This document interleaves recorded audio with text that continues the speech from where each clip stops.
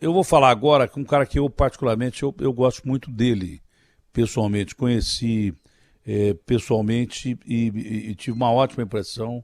Um rapaz muito bacana, um cara que tem uma mente muito aberta, não é? E que, é claro, a partir do momento que entra no governo Bolsonaro, começa a levar pau de todo lado, porque é só entrar no governo Bolsonaro que o cara começa a levar cacete de todo lado. Isso é uma coisa mais natural do que. Porque também o presidente gosta de uma briga. O presidente briga de um lado, ele apanha do outro, mas quem está do lado dele também apanha. Esse é o detalhe. Fábio, é um prazer falar com você. O Fábio é um jovem brilhante, é um jovem que tem uma cabeça muito aberta, tá? E sempre importante a gente conversar com o Fábio. Eu tenho essa primeira oportunidade de conversar com o Fábio nos últimos tempos e perguntar para o nosso ministro das Comunicações como anda o Brasil nesse momento conturbado, das vésperas de um 7 de setembro, em que se diz nós teremos problemas políticos, com gente indo à rua, defendendo as suas ideias, ideais. Eu disse até agora que, independente de ideologia, se você puder ir à rua e defender a sua ideologia, está tudo certo, mas que não haja violência, né? A violência não leva a lado nenhum, isso pode desestabilizar o Brasil. O fato de você encher a rua com gente que participa das suas ideias, mas sem violência, sem ódio, isso já é uma demonstração de força. Não há necessidade de ódio. Tudo que a gente não precisa agora é de algum maluco provocando um ato terrível aí que desestabilize a nação que globalmente está desestabilizada. A economia global está desestabilizada. O mundo inteiro está desestabilizado. O Brasil tem um quadro de desemprego muito grande, tem um quadro econômico que precisa ser recuperado, tem os nossos feridos aí que precisam ser recuperados nos hospitais, não só de Covid, mas de outras doenças. Então, Fábio, eu acho que a gente devia aproveitar esse 7 de setembro para uma demonstração de força e amor ao mesmo tempo, porque o amor é a maior força que existe. O ódio, ao contrário, é a maior demonstração de fraqueza que o ser humano pode demonstrar. Bom dia, Fábio, é um prazer falar contigo. Bom dia, Datena, o prazer é meu, obrigado pelas palavras. Realmente também lhe conheço e um prazer conviver com você. Às vezes que a gente encontra, sempre a conversa é boa, franca, e eu concordo totalmente com você. 7 de setembro vai ser um dia, as manifestações da Atena, todas que ocorreram até hoje da direita, são pessoas que vão para as ruas de verde e amarelo, ninguém vê ninguém queimando pneu, não queima estátua, não toca fogo em nada, e eu tenho certeza que o clima será totalmente esse, pacificação, de colocar a bandeira do Brasil, dia da independência, e que as pessoas que façam apenas esse sentido, a manifestação pacífica do bem em prol do país. Fábio, você virou um homem de confiança do presidente Jair Bolsonaro. Você não é só o ministro das Comunicações, mas é um homem de confiança do presidente Jair Bolsonaro. É um dos mais próximos do presidente Jair Bolsonaro. Quando o presidente animicamente está bem, o país fica mais tranquilo, fica mais calmo. Tá? Quando há manifestações por parte do presidente que mexem na água do lago tranquilo, a situação fica muito grave. Será que o presidente está tendo essa consciência de que, se ele falar menos e agir mais, nós vamos ter um país mais tranquilo? Ou você acha que da natureza do presidente reagir dessa forma? Eu sou um cara que o cara pode falar para mim o que quiser, mas quando eu tenho que reagir, eu reajo. Eu me sinto muito mal com isso. Me imagino, então, num cargo de presidente da República, né? Um dia, numa entrevista com o presidente, ele me disse assim: pô, Datena, tudo que eu falo do dólar sobe. Eu falei: claro, o senhor é presidente da República. Então, vocês do entorno do presidente conseguem, não digo controlar, mas dar bons conselhos ao presidente, porque quanto menos o presidente se expressa sobre alguns assuntos, claro que é importante que ele se expresse sobre tudo que acontece no país, mas quanto menos agressivo ele a situação do país melhora de uma hora para outra. Você acha que daqui para frente vai ser esse o princípio do presidente Jair Bolsonaro, ou não tem jeito, o negócio é ele manter a personalidade dele e a gente ter atribulações até o dia das eleições? Datena, Primeiro que o governo tem muitas entregas, né? E nós temos vários ministérios que eu, por exemplo, estou com a missão de conectar os brasileiros. Vai ter o leilão do 5G, vai ser votado hoje, né? O ministro Tarcísio, com várias entregas importantes. E quando tem ruído, dificulta que a gente consiga mostrar o que a gente está fazendo, né? Então, a própria oposição já percebeu isso e gosta de que se instigue e fique aquele ambiente de fazendo com que o clima não seja de falar das coisas boas do governo, né? Nem a vacinação está aumentando, né? Estamos diminuindo a queda do número de mortos, enfim, nós vamos levar a internet para todos os brasileiros que não têm, 40 milhões de pessoas não querem falar sobre isso. Então, a intriga também é gerada, o presidente acorda todos os dias, já com 10, 20, 30 notícias, né, negativas, porque o presidente enfrentou um sistema todo em 2018. Não dá para negar disso, né? Ele não tinha partido para escolher. Ele convidou 1 ou 2 vices, ninguém aceitou, né? Ele não teve coligação nenhuma, não teve dinheiro para a campanha, e todos achavam ali que o sistema, né, o Alckmin, por exemplo, na época tinham vários partidos, mais de 7 minutos de televisão, ele tinha 7 segundos e saiu vitorioso.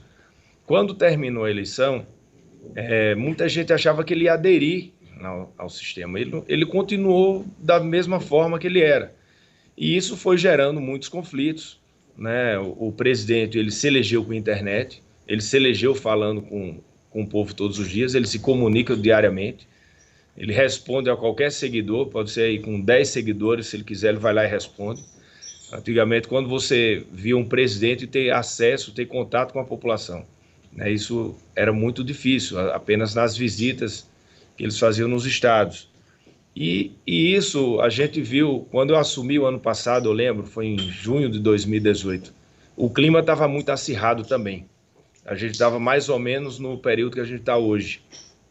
Tinha o inquérito da fake news avançando, aí tinha um inquérito do WhatsApp no TSE, o presidente estava reagindo, né? Estava tendo movimentações ali todos os dias na frente aqui do Palácio Planalto, e ali a gente conseguiu, em algum momento em que gerou aí um período de 4, 5 meses, né, de uma pacificação naquele momento, onde todos decidiram em prol do Brasil resolver.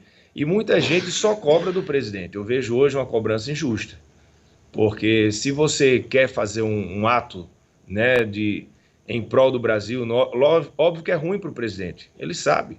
Qualquer momento que não tem harmonia entre os poderes, o dólar aumenta, a inflação aumenta, o investidor estrangeiro espera para colocar o dinheiro aqui, ele aguarda, o investidor local manda dólar para fora.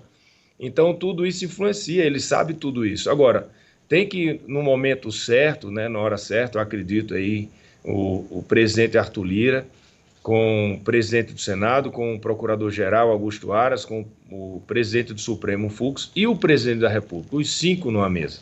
Eu acho que é a hora que eles têm que conversar, e depois dessa conversa, o presidente Arthur fala com os líderes partidários, o Senado a mesma coisa, o presidente do Supremo com os outros ministros, o presidente da República com os ministros dele, e aí eles voltam para a segunda conversa. Eu acho que esse momento está perto de acontecer, não acredito que vai ser no curto prazo, acredito que no médio prazo, e espero que eles consigam aí sentar na mesa, se entender, e cada um vai falar o que está incomodando, porque realmente eu vejo um presidente da República bastante incomodado também com o que tem acontecido, como todos estão. Então, assim, nada como eles, né, que são os homens fortes aí do Brasil, os chefes dos poderes que possam se entender. O que você fala é exercício pleno da democracia e o equilíbrio de poderes. Como você é muito próximo do presidente, é fácil perguntar isso para você, eu vou chegar no leilão, que é o mais importante da gente discutir hoje, mas eu acho que esse papo é importante para a gente esclarecer, para conhecer um pouco da personalidade do presidente, que pouca gente conhece, que você conhece diretamente, né? Você que convive com o presidente fala agora em negociação. Isso é política, isso é democracia para estabelecer um caminho claro entre os 3 poderes, né? Eu não vou nem perguntar, você disse uma frase que não foi bem entendida aí, não vou nem perguntar sobre essa frase, não cabe perguntar sobre essa frase, mas você, apesar de jovem, é um político que tem muita habilidade. Existe algum risco de golpe militar? Você que está sempre perto do presidente, você já ouviu falar essa palavra de golpe militar no entorno do presidente da República ou não? Eu vejo em Jair Bolsonaro, eu conheço ele bem, eu convivo com ele praticamente todos os dias, eu nunca vi uma pessoa defender tanto a liberdade como ele. É uma das premissas básicas dele, é a principal, eu diria disso, a coragem e a defesa da liberdade. São duas características que ele tem. Ele é a favor da liberdade de expressão, ele é a favor da liberdade de imprensa. Quem mais combate, né, e é combatido essa guerra de imprensa entre o presidente Bolsonaro e a imprensa? Ele, todos os dias. E eu nunca vi, como ministro das Comunicações, nenhum momento ele chegar para mim para tentar falar em regular a imprensa. Né, isso a gente escuta do PT. O Lula publicou isso 2 dias atrás, falou isso no Ceará, que iria regular a mídia. Regular a mídia, Datena, significa a gente ter uma Cuba dentro do Brasil. Né? Se você fala mal do presidente da República, você tem que, ou vai preso, ou vai ter que morar fora do Brasil, ou vai perder o seu veículo. Então, em pleno 2021, falando isso, ele é a favor da liberdade mesmo, né, do indivíduo. Quando ele sente que os apoiadores, né, que ali que está fazendo um bom trabalho, eles estão sofrendo injustiças, ele realmente reage. O presidente é reativo.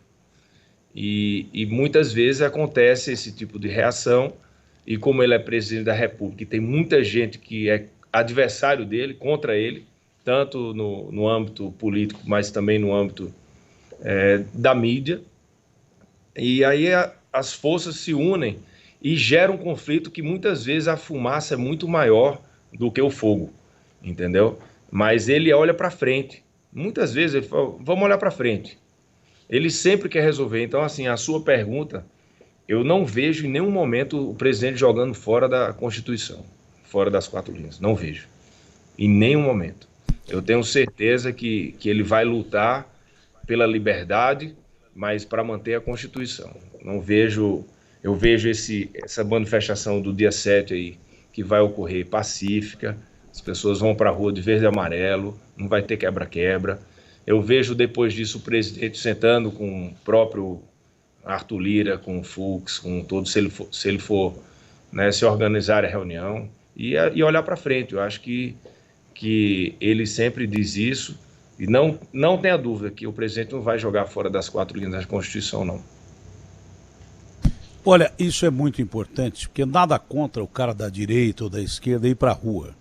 Eu acho que é um direito que assiste a qualquer um e que pese a gente estar vivendo aí um clima de pandemia com variante Delta, nada contra.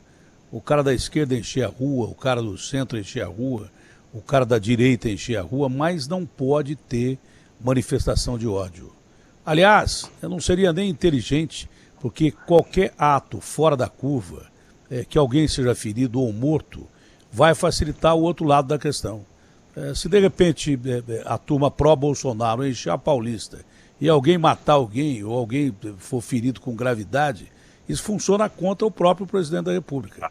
Então, a gente espera que haja atos realmente no dia 7 de setembro ou o dia que for, com esquerda, direita, centro. Isso é democrático, isso é democracia. Tá?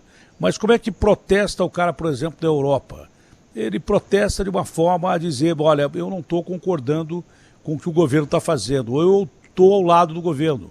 E quando aparece alguém fora da curva que quer transformar isso em violência, eles se sentam no chão e deixam os baderneiros expostos para dizer quem é o baderneiro. Então, nada contra lotar as ruas do Brasil, desde que não haja violência. A violência é o caminho mais claro para o desespero, e o Brasil já está desesperado com milhões de desempregados. O Brasil, numa economia globalizada, quebrada, a gente já vinha quebrado do governo Dilma Mantega, que foi a pior fase econômica que o país passou, com uma recessão econômica terrível, com números horríveis, e pegamos a pandemia logo em seguida. Tudo que a gente não precisa é apagar fogo com gasolina. Então vamos esperar um 7 de setembro com manifestação, mas que não haja nada que arranhe os princípios democráticos, e a democracia é o único caminho a ser seguido pelo brasileiro. Ministro, a maioria do Tribunal de Contas aprovou o edital do leilão do 5G. Como é que fica esse leilão? Quem participa desse leilão? E qual é a probabilidade de a gente ter um desenvolvimento natural e necessário no mundo virtual a partir de agora com o 5G? Datena, nós tivemos 7 votos na semana passada dos 8 ministros aptos a votar, até porque a presidente, que é a nona, só votaria em caso de empate, então está 7-0. Teve um pedido de vistas do ministro, que foi marcado para uma semana, a volta do pedido de vista, que será hoje à tarde, às 2h30. Então, acredito que com a aprovação do TCU, volta o edital para a Anatel publica o edital e em outubro teremos o leilão do 5G. Dentro das obrigações do leilão, que além de levar conexão, conectividade para os 40 milhões de brasileiros que não têm, a gente já colocou o 5G standalone até julho do ano que vem. Vou explicar o que é isso. O 4G, o celular 4G, ele tem uma velocidade de 30 megabits, mais ou menos. O 5G vai ser de 1 gigabit.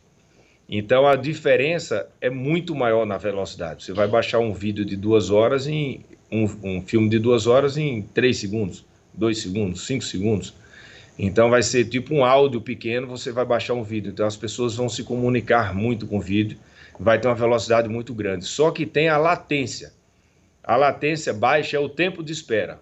Por exemplo, vamos ter vários no agronegócio, vamos ter tratores sem motorista funcionando. Se um trator quebrar no meio da lavoura, um funcionário lá na Islândia ou lá na Inglaterra vai consertar o trator à distância.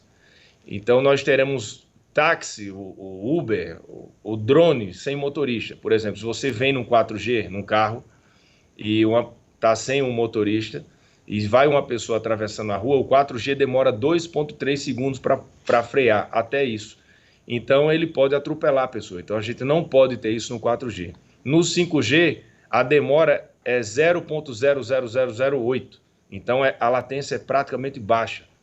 Então, se você for médico, está em São Paulo, a gente pode ter um centro cirúrgico, por exemplo, no interior da Amazônia, e para fazer cirurgia nos índios, por exemplo, e um médico de São Paulo pode operar à distância, por causa da baixa latência. Então o 5G vai mudar totalmente a nossa vida. Eu que viajei para os países conhecer a tecnologia, é algo que vai revolucionar. E a boa notícia é que até julho do ano que vem, todas as capitais, as 27 capitais, terá o 5G standalone, que é esse que faz a internet das coisas. Sei que é um nome difícil de entender, por isso que eu estou explicando, mas a gente vai ter em todas as capitais. Nós teremos aí um novo Brasil acontecendo, vai ser um marco histórico para a gente. No campo de estudos, por exemplo, né, o Brasil é um país continental em que há dificuldade para você alfabetizar as nossas crianças, né? No campo de estudo vai ser fundamental, não adianta nada. A prefeitura aqui distribuiu tablets e as crianças não conseguem entrar em internet com tablet. O tablet é pior do que caderno quando você não tem uma internet que funciona. Isso para chegar aos lares brasileiros. Como é que vai chegar, aliás? É importante saber, porque tudo isso é um mundo altamente novo, já aplicado em países desenvolvidos em boa parte, né? Os outros progressos estão em andamento, como o carro sem motorista, que você acabou de dizer, e daí por diante. Tudo isso vai chegar. O que parece ficção já é bem próximo da realidade, porque a internet se desenvolve com muita facilidade. Mas no aplicável, por exemplo, no campo de conhecimento e de estudos, né, de alfabetizar o povo brasileiro que precisa de alfabetização, é possível fazer isso com o 5G com baixo custo ou depende de muito investimento? Não, é claro que é possível. O setor da educação vai ser o mais beneficiado. Nós teremos 72 mil escolas já com 5G standalone, das 85 mil que temos urbanas. Então, se você pensar, Datena, como você falou, 20 anos atrás, quais eram as profissões que existiam? Né? Engenharia civil, arquitetura, direito, medicina. Hoje nós já temos outras profissões, né, novas, e com o 5G virão milhares, né, vai mudar tudo. Então a gente vai precisar capacitar o jovem. Nós teremos 40 milhões de pessoas que terão internet, que hoje estão sem estudar, né, com as escolas fechadas. Tem crianças que estão há um ano e meio estudando de casa, com o computador, né, com o celular, com o tablet. E quem não tem? Então a gente tem uma Espanha dentro do Brasil, 40 milhões de pessoas dentro do Brasil que não tem internet. Nós levamos, até aqui do Ministério das Comunicações, através do governo federal, internet para 8 milhões e meio de pessoas através do programa que a gente tem, o Wi-Fi Brasil. É uma antena que nós temos, que liga com um satélite, e a gente coloca nas escolas. Já tem 10.500 escolas rurais que receberam isso. Até o ano que vem, vamos levar para mais 15 mil. E 15 mil escolas rurais, a gente vai completar todas as escolas rurais com internet. Então, a falta da internet para a educação, ela é crucial. Nós precisamos levar conexão para os jovens, até porque você pega uma criança, meu filho com 2 anos, já mexe no celular, praticamente ele sabe escolher um filme e entrar. Se eu der bobeira, ele está lá entrando no telefone. Então, assim, é muito importante para eles que essas profissões vão chegar, a gente precisa capacitar essa turma aí para a década do 5G. O meu neto entende muito mais de telefone celular do que eu, minhas netas também, muito mais. Tá? É uma geração já preparada para isso. Uma geração que foi preparada para isso. Importante, né? Importante é que isso chegue às periferias do Brasil. Tá? As periferias do Brasil, não estou dizendo estados distantes, não. Aqui mesmo, dentro do estado de São Paulo, dentro da cidade de São Paulo, há periferias tão distantes como o Norte, Nordeste, regiões quase que inacessíveis aí, hoje em dia, por falta de estradas, por falta de forma de se chegar. Por exemplo, você chegar a uma aldeia indígena, você demora dias de barco e dias de avião. É uma coisa complicada. A internet vai ajudar muito em todos os campos, no setor de medicina, de alfabetização. O mais prático e mais importante que eu acho para o brasileiro é realmente o estudo. Isso é fundamental. Tá? A alfabetização, o conhecimento das nossas crianças representa o futuro do país. De prático, Fábio, qual será o investimento com esse leilão? Como é que será feita a divisão dos direitos de exploração do 5G? E que firmas participam e quantas firmas participam, quantas empresas participam desse leilão de 5G? Datena, o investimento do leilão está previsto pela Anatel, os cálculos, em 45 bilhões de reais. Nós temos um FUST. O FUST é um fundo de universalização para telecomunicações, que ele foi feito há 20 anos atrás. E esse dinheiro todo do FUST, já tem mais de 23 bilhões, ele não foi utilizado em nada do internet, nada, nos últimos 20 anos. Por isso que nós temos hoje esse deserto digital que eu costumo chamar no Brasil. Então, a gente conseguiu, com o ministro da Economia, com o presidente Bolsonaro, que o leilão fosse não arrecadatório. Como é que é isso? Esses 45 bilhões que as empresas vão comprar as faixas, adquirir para montarem a rede de 5G, a gente escolheu uma série de investimentos. Então, eles vão aplicar 90% desse valor em investimentos. Né? A gente vai conectar rodovias federais, a gente vai fazer o norte conectar 10 milhões de pessoas na região norte, vai fazer uma rede privativa, e toda a localidade acima de 600 habitantes receberá internet, conectar escolas, enfim. Então, a gente vai aproveitar para tirar o tempo perdido do FUST, para a gente fazer com que o setor de telecomunicações avance muito no Brasil, até porque na pandemia a gente teve aumento de 50% do tráfego de internet, devido às pessoas trabalhando em home office, estudando de casa, e as teles suportaram. Quem vai participar do leilão da Atena são as empresas de telecom. Né? A Claro, a Viva e a TIM vão participar, que a Oi vendeu o móvel, ela não vai bidar, e as empresas regionais, os provedores regionais. Nós temos hoje no Brasil 50%, praticamente 50% da internet do Brasil hoje é coberta por provedores regionais. Então, nós temos 2 faixas que eles vão participar. E aí, depois que eles ganharem, que eles vão atrás, né, adquirir equipamentos. Aí eles vão buscar os equipamentos das empresas para comprar. Mas as empresas de equipamento, elas não bidam no leilão. Quem bida bida é o termo, né, jurídico que a gente usa para leilão. São as teles. A China não se interessou pelo leilão de 5G?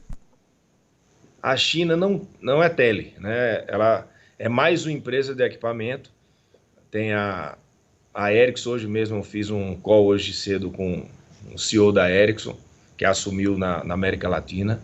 Tem a Huawei, que é chinesa, tem a NEC, que é japonesa, tem a Samsung, que é sul-coreana. Eu estou indo agora sábado, sexta para o sábado, eu vou visitar a Samsung, que na viagem que a gente fez, a gente não pôde entrar na Coreia do Sul, e eu fiquei de volta lá, estou indo sábado agora.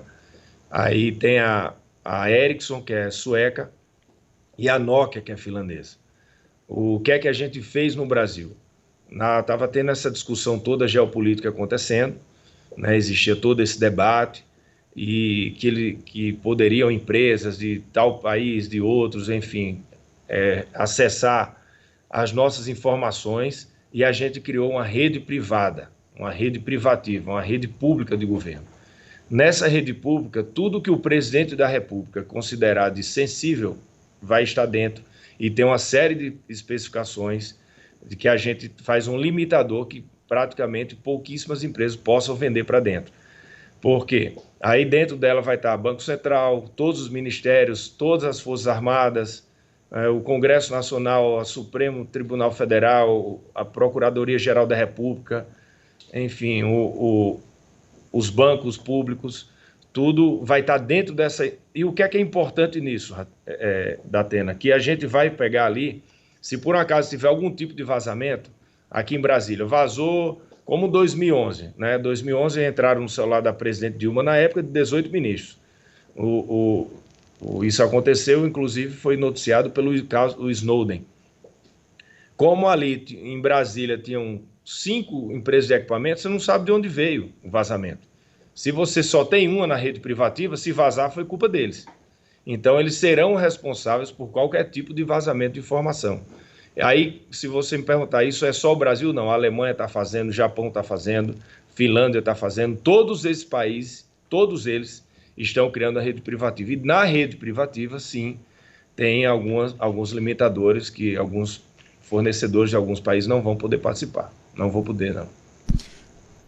Olha, parece uma pergunta imbecil, mas no fundo não é não. A gente partindo do mundo prático, você às vezes partindo do mundo real, do que o povo entende, você chega a perguntas complexas e importantes, não é? Por isso que eu acho que a gente tem que ter muita segurança em perguntar, e mais do que perguntar, às vezes a pergunta é mais importante que a resposta. Mas ouvir o que a outra pessoa está falando. Tem cara que pega uma pauta, fica lendo a pauta e nem ouve o que o cara está respondendo do outro lado. Essa pergunta é importante porque desde a aplicação de golpes em escala, de golpes de quadrilha Pix, que tomam 10, 15 mil reais, 5 mil reais, de quem não tem quase nada, até ataques cibernéticos importantes, não é? Houve ataques aí de hackers russos a Pentágono, de hackers norte-coreanos a governos estrangeiros e daí por diante. Dizem até que a terceira guerra será na base de ataque de hackers, não é? Para se chegar ao extremo do extremo. O 5G, até que ponto o 5G vai facilitar os sistemas de segurança de inteligência artificial, que impeçam desde o cara dar o golpe da quadrilha do Pix até entrar num sistema de defesa de um país? As empresas, Datena, elas trabalham muito em cybersecurity, né, em segurança, mas os hackers também avançam. Na mesma forma que a tecnologia chega para as empresas, a tecnologia também chega para os hackers.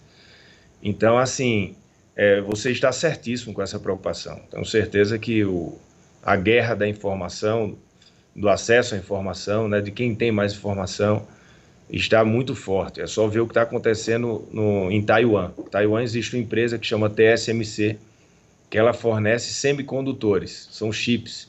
E esses chips produzem celular e rádios, né, de 5G, antenas de 5G. Então o mundo inteiro está brigando, né? Estados Unidos, Europa, Rússia, China, se for olhar o Mar do Sul da China, ali todos os navios e submarinos estão ali cercando essa empresa, porque ela responde a 70% do fornecimento global. E a gente tem acompanhado isso porque isso vai impactar o 5G. Por exemplo, elas pararam de vender nesse primeiro semestre. Elas eram fornecedores da China, não estão fornecendo mais.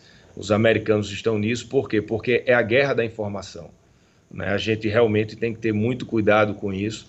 Por isso que se você, como eu falei, você não tem um chip da Atena, ele é 25 vezes menor do que um vírus, um semicondutor de celular. Então, você não tem como saber se ali vem um backdoor. Backdoor é você colocar um espião dentro, né? Não tem como detectar isso. Então, seja ele de onde for. Então, a gente realmente, como é que a gente pode eliminar o risco? A gente tendo só uma empresa. Tudo que a gente considera sensível, a gente coloca lá dentro. Quais são as empresas especialistas em rede privativa? Né? A gente vai atrás das empresas especialistas. O que é que elas fazem para garantir? A gente tem que ter um mínimo de confiança. Agora, jamais, em nenhum momento a gente vai ter uma certeza 100%, porque até a NASA foi invadida, o Pentágono foi invadido por hacker, né? Então, realmente, eles estão avançando muito. A gente tem que sempre estar diminuindo o risco e avançando em cybersecurity, mas isso aí vai ser constante, vai ser uma guerra constante. Vai ser hackers versus empresas de tecnologia que vão tentar cada vez quebrar a criptografia que eles criam. Olha, o Ministério do Tarcísio é um ministério importante pra caramba, que é um ministério que vai gerar obras, para gerar emprego, para a gente sair dessa crise que nós estamos. Mas o seu é vital, o seu é vital. E sempre que se fala em algum investimento do governo, lá vem o Paulo Guedes para segurar o Bolsonaro, para não investir nisso, naquilo e naquilo outro. Ele devia ter falado isso quando houve as emendas parlamentares, aí ele devia ter avisado o Bolsonaro para não gastar tanto dinheiro com emenda parlamentar, porque nem precisava. Esse é o grande detalhe. Mas no seu campo vai precisar de muito investimento, mas muito investimento. Quando você fala uma tecnologia dessa, que eu fiquei assustado com esse condutor, eu fiquei assustado, eu não sabia disso. Um negócio menor que um vírus é um condutor, é uma coisa inimaginável. Chega a mexer com o nosso cérebro só de você pensar nisso. E para isso tem que ter um investimento terrível, porque está todo mundo atrás, tem que ter um investimento grande. Esse investimento que você já falou, mas é bom você confirmar, ele vem de onde? Será de captação? Pois não, pode falar. Ele vem das teles. As empresas de telecomunicações, eu falei, as nacionais, as locais e as regionais, elas vão adquirir as faixas, né? Porque o 5G ele é igual, são avenidas, né? Que você adquire ali. Aí tem a do 3,5, tem a dos 700 MHz, enfim, são várias faixas que a gente vai vender no leilão. O governo vende e elas vão pagar. Só que no lugar do cheque entrar para a União, que quando ele entra para a União, muitas vezes ele fica ali para o superávit primário, ele não volta para as obrigações, o nosso leilão será não arrecadatório.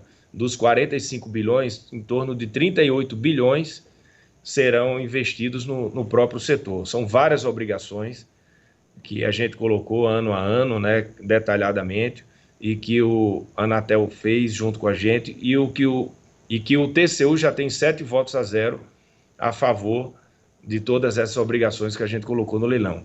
Então, será realmente, Datena, fora esses 40 bilhões para o setor, estimam-se que a gente tem aí 1,2 trilhão de dólares nos próximos 15 anos por causa do leilão do 5G. Não importa o quão grande a nossa economia ela se a gente não entrar nessa tecnologia, a gente fica fora do primeiro mundo.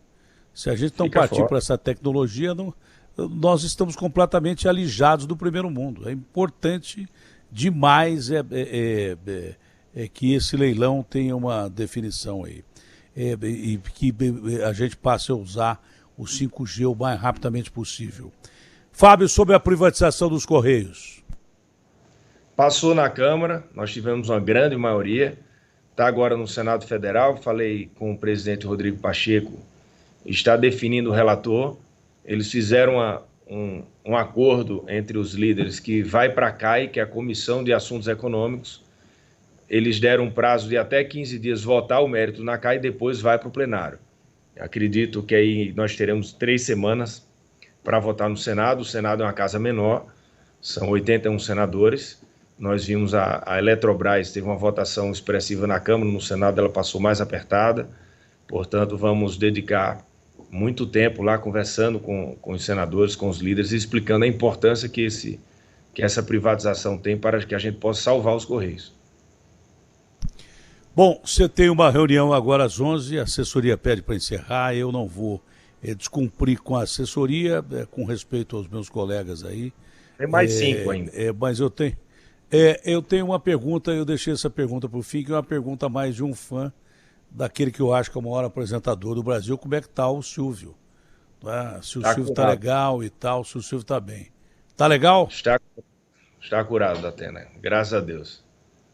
Está curado, já passou... Eu fico feliz porque... 14 dias, forte, está lá, está bem. Chegou a ir para o hospital 2 vezes, tomou algumas medicações, mas está super bem, graças a Deus a família está super feliz. Daqui a pouco está de volta aos palcos, para alegrar o Brasil. Eu fico muito feliz porque gosto muito do Silvio, já tive vários contatos com ele, quase cheguei já a trabalhar com o Silvio em outras oportunidades, quando estava em outras emissoras também, e infelizmente não consegui, porque eu acho que o Silvio Santos é o maior apresentador de todos os tempos da televisão brasileira. Espero que ele fique cada vez melhor. Um abraço grande, Fábio. Tem mais alguma colocação que você queira fazer? Não, Datena, só agradecer a oportunidade de falar com você, é um prazer imenso aí. Agradecer a Band e a prazer é nosso.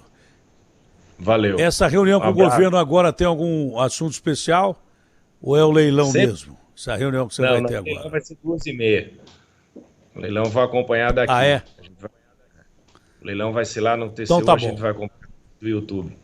Valeu, um abraço grande. Que me disseram que você tinha uma reunião com o governo agora. Não, me disseram que você tinha uma reunião com o governo. Tem algum assunto especial lá ou não? Não, são reuniões, como o Ministério das Comunicações ele é transversal, qualquer ministro que vai comunicar alguma coisa, algum projeto, ele tem que passar por nós. Então a gente sempre está sendo demandado aí por outras pastas. Trabalho interministerial. Fábio, obrigado. Obrigado, eu estou preocupado pelo seu tempo. Um abraço grande a todos da família aí, em especial ao Silvio, ainda bem que ele está bem. Abraço grandão. Tchau, Fábio. Abraço, tchau, até logo.